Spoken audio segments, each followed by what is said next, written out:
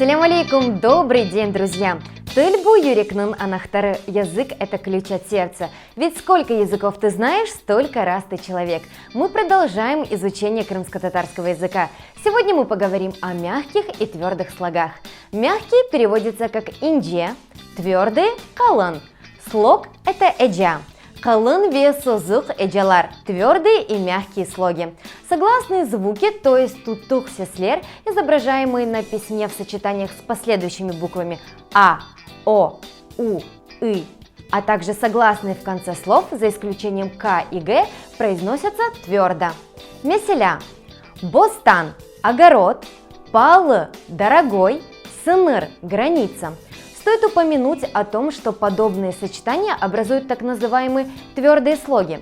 В русском языке такого термина и понятия нет.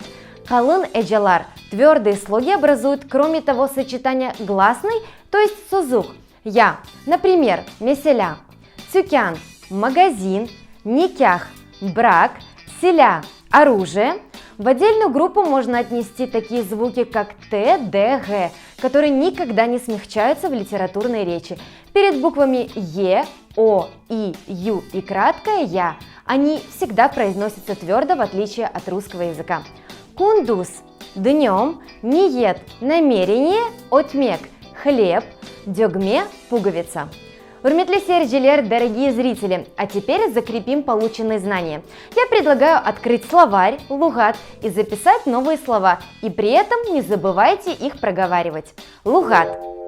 Инже – мягкие, калын – твердые, эджа – это слог, бостан – огород, палы – дорогой, сыныр – граница, тюкян – магазин, никях – брак, селя – оружие. Урметли серджелер, мен сізлернен сағлықлашам. Я на этом прощаюсь. Если возникают вопросы, можете их задавать по адресу, указанному на экране. elifb2015@gmail.com.